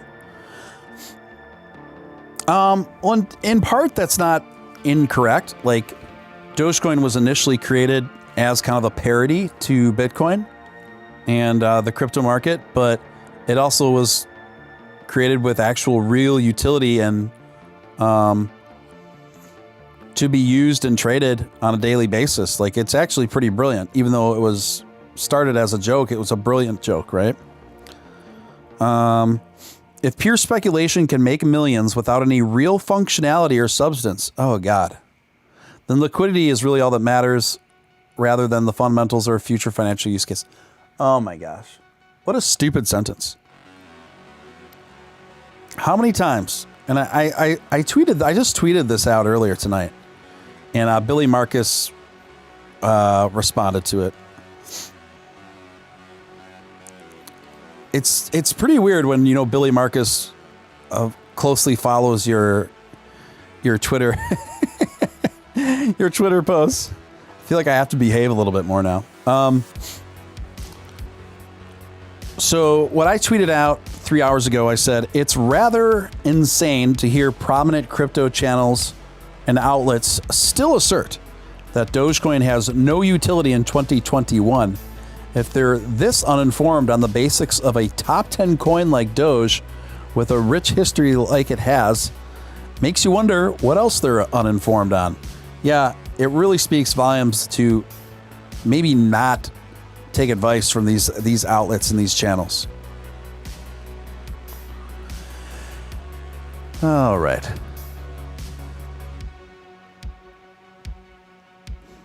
Nameless's terrible boomer article. Exactly.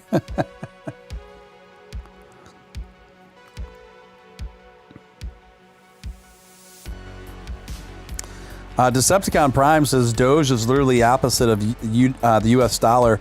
Doge started as a joke and became serious. The USD started as serious and became a joke. That is great, Decepticon Prime. I love that statement. That is pretty clever. Pretty clever. I really like that. I really like that.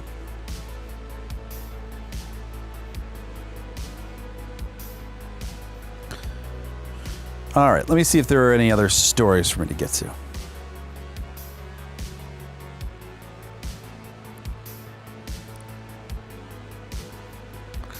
Oh yeah, there's this one.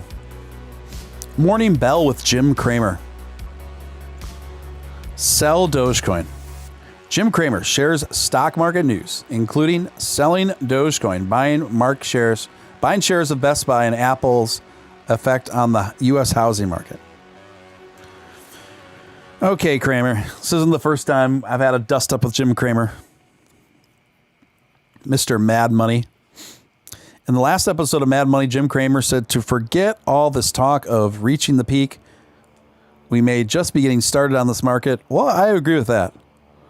The streets, Catherine, Ross, and Cramer are talking about selling Dogecoin, buying shares of Best Buy, and Apple's effect on the housing market. Don't buy Dogecoin. This past week was Doge Day, and Cramer talked about the joke cryptocurrency and its recent rise above 40 cents. Dogecoin is now settled around 27 cents, but still a large gain from starting the year below 1 cent exactly. Cramer then explained why he's a seller of Dogecoin, and why investors looking to put money to work in cryptocurrency should be looking at Bitcoin and Ethereum, of course. Jim Cramer has gotten so square, and he's so much in his Wall Street bubble. It's just the same tired stuff from the corporate media. The only responsible cryptocurrencies they can ever recommend are Ethereum and Bitcoin. Well, I like Ethereum and Bitcoin. I own Ethereum and Bitcoin. They're definitely a part of my portfolio.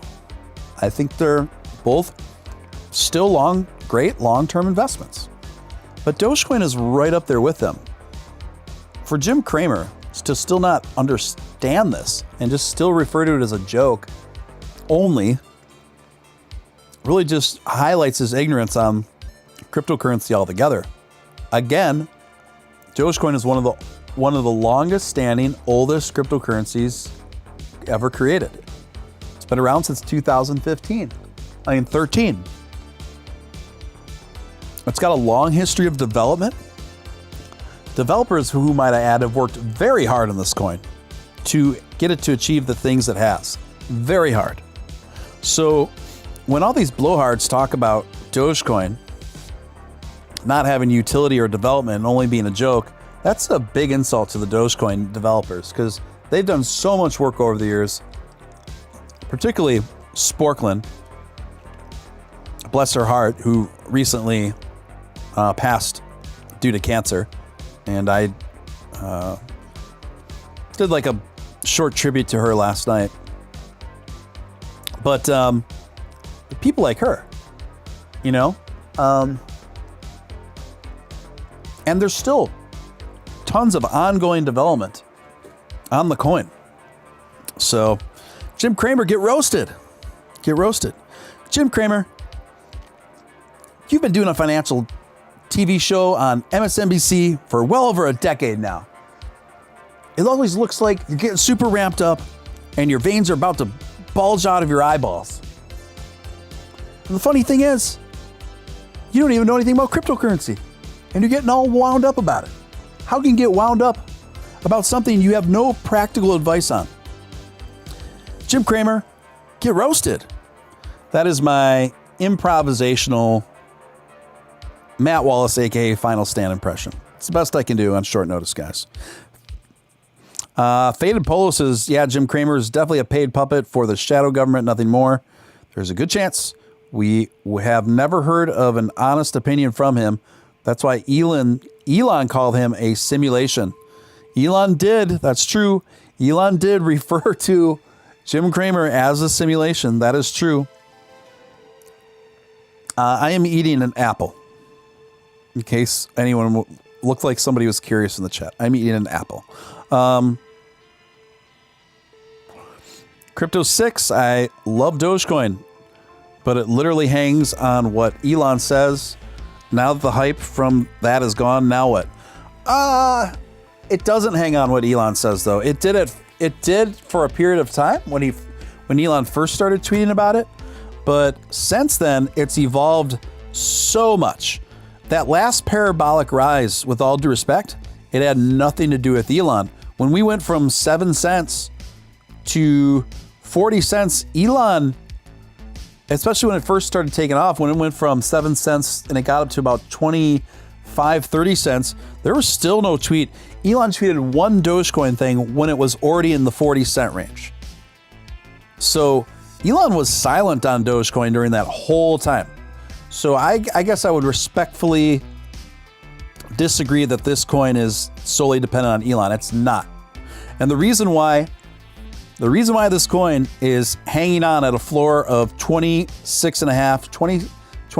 cents right now and not 10 cents or 5 cents is because of its extraordinary appeal and extraordinary loyalty among a really dedicated core group of supporters. That is vast, a vast group of supporters. I think we're going to see some bull runs like we've never seen yet before the end of the year goes. As my friend Upshot says, when in doubt, zoom out. When in doubt, zoom out. So I'm going to trade. I'm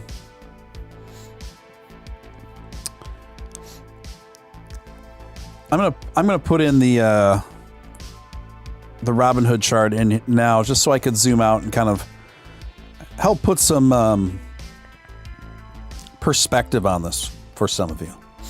So what we're looking at right now is the live chart, but what I do like about the Robinhood chart is just on a quick click, you can go from last week, last month, last year, etc. So that's what I'm about to do here.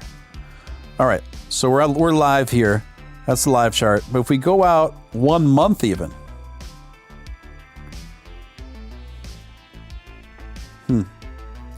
yeah, sometimes it doesn't show up right. Let me refresh the page.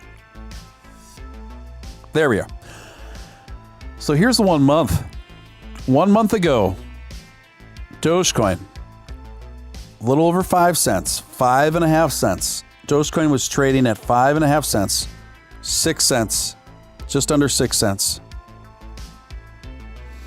Then it started organically pumping here without any Elon, anything, without any celebrity, anything. And we hit 7.5 cents there. Remember that?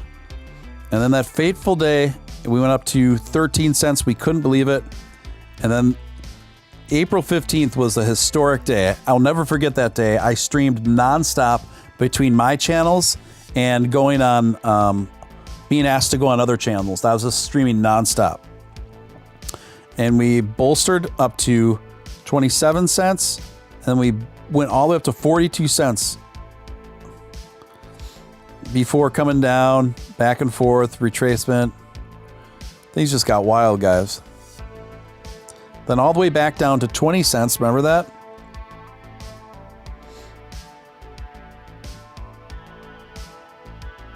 So this was the flash crash. But actually, we got lower than that there. I don't know why it's not showing that. We actually got down to almost just under 15 cents right here. I remember that. Maybe we can see it in the last week. It happened so quickly that it's not even showing up on the chart. It's saying that our floor, our bottom out on the flash crash was 20 cents, but that's not true. Let me look back at that again.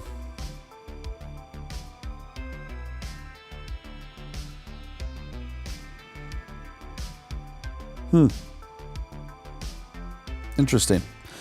So anyway, we stabilized at 27 cents. And in order, most all super successful coins in the long term will trade sideways very predictably for periods of time. So that's actually a sign of stabilization and longevity for its future.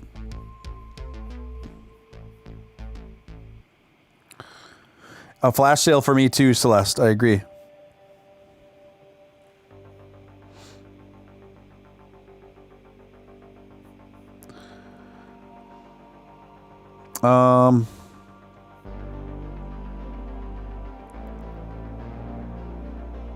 We are all organic now. Shows how strong our family is. Doge Leprechaun says.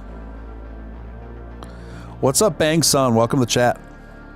Bang Stun. Guys, if you're new to the channel, welcome aboard. My name's Steven Steele. You're watching Doge After Dark. This channel is just 2.5 weeks old, but we are expanding each and every day with an awesome community. So hit that subscribe button. Also hit that notification bell so you never have to wonder when I go live again. Of course, you can super chat anytime throughout this program through the Stream Elements link pinned at the top of the chat, guys. So that's a great way to support the show.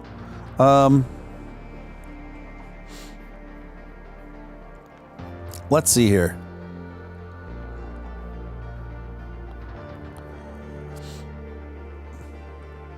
Seeing if there's any other stories in my notes that I didn't get to tonight.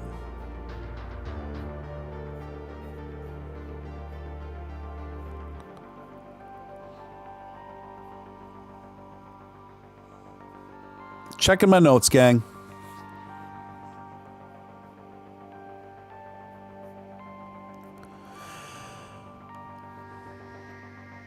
Investor Place, courtesy of Investor Place. This article says, the joke is over as Dogecoin is now a top 10 cryptocurrency, but don't expect Doge to keep rising forever. So he kind of tempers the article with that.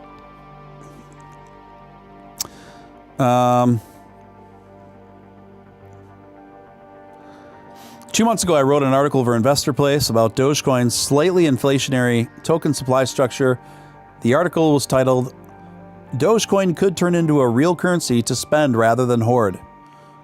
Well, that's pretty, sounds like a pretty good article with some real foresight. And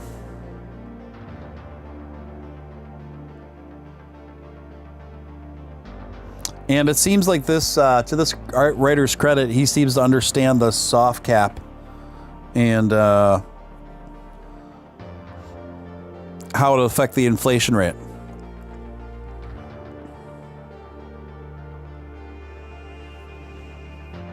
And he says it has several advantages for consumers. For one, they can count on the increase in supply, depending on how intense the demand for Dogecoin will be in any particular year. The supply-demand balance can help the market set appropriate price. Correct.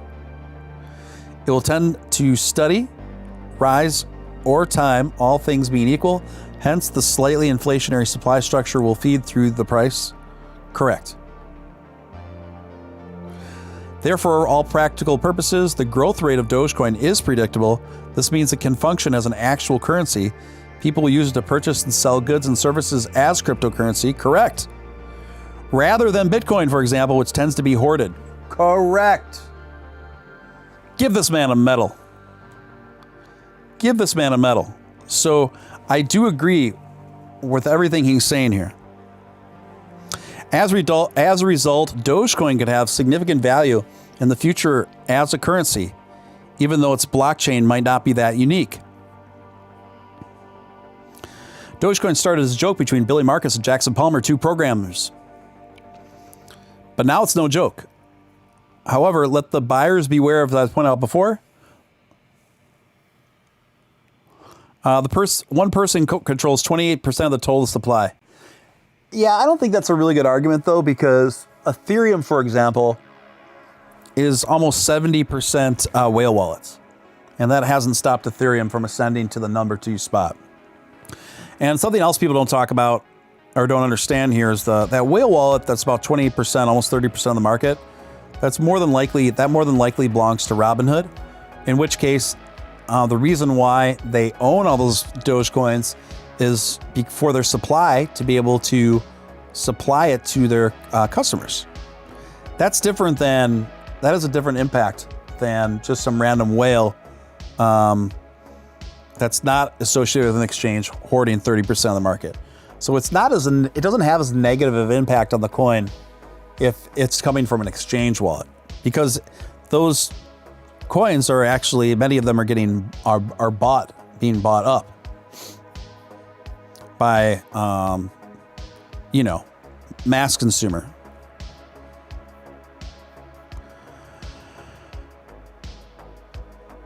Steven, Visa CEO, says they're moving into crypto. Yes, correct. Correctamundo. In a big way. I see what you're saying. Yep, in a big way. Scott says if Dogecoin follows the same trend it has over the last 4 months and all catalysts are achieved,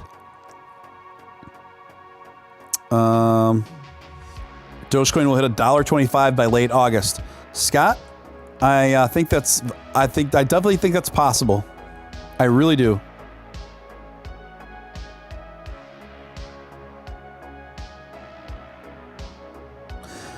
Do I think it'll hit 50 cents soon? Depends what you mean by soon, but within the next 6 months, yes, I do. Now, it could hit sooner than in 6 months, to be clear, but I'd say the probability of it hitting 50 cents within 6 months is very high.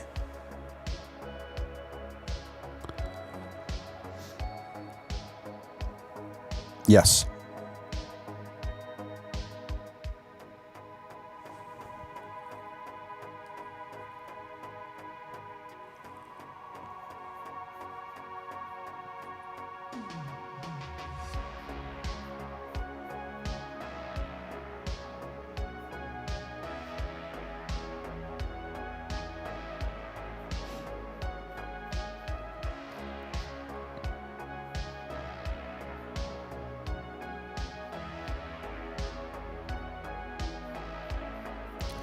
Guys, if there's any of you that are new here and excuse me, and don't follow me on Twitter, I love to stay connected with my audience, so you can follow me on Twitter here. I'm going to put that link in the chat, and my DMs are open in the event you got any questions, or if you have any news tips that you want to send along to me, you can do so there. And I'm very, very active on Twitter.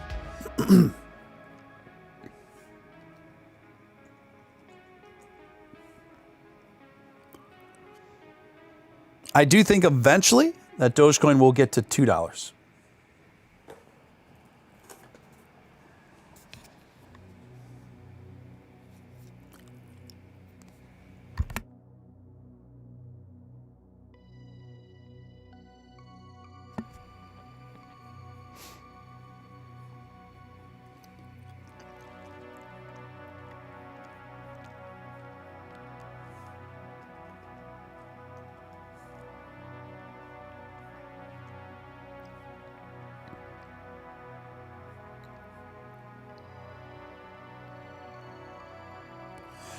It's All Risky tweeted out earlier tonight, friends don't let friends underestimate Dogecoin.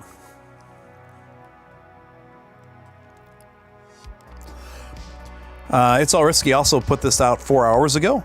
The fact that Mark Cuban discussed Dogecoin at length on the Ellen Show is huge for Doge, a huge win for Doge. This is what I was alluding to when I said Doge is going mainstream. Hashtag Dogecoin rise. I agree. I agree with that.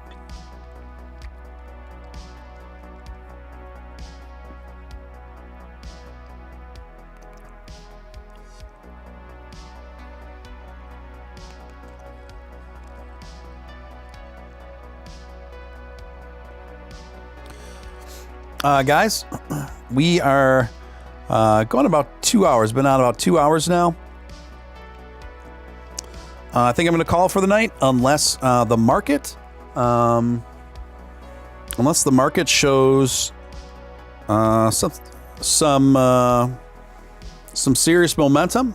In which case, if that happens, I will pop back on. But I'm going to chill for a bit, and I got some other work to do on my computer tonight yet. But I want to appreciate and thank each and every one of you for coming by and hanging out on this live stream. I hope you had a great time. I know I did. And I hope to see you guys back real soon. If you haven't subscribed, definitely subscribe and hit that notification bell. And also, guys, I will be that intro that you saw, the new intro, I will be premiering that a little bit after I get off, a little bit after I end this stream. I'm going to be premiering that at 1 a.m. my time. You know what? I'll do it a little earlier. I'm going to premiere it at 12:45, a half hour from now. I'm going to upload that separately so you guys can just watch that whenever you want. I'm going to premiere it and just have that there. So watch for that premiere of the kind of the show promo video that I made that you saw at the beginning of the show. I'm going to premiere that on a separate upload in a half hour from now on this channel. So look out for that. Maybe I'll see you guys in there for a few minutes while we do that. But thank you so much, guys, for tuning in. Always appreciated. Stay positive. Let's keep the Doge momentum going strong. And I'll see you guys all real soon. This is Steven Steele signing off.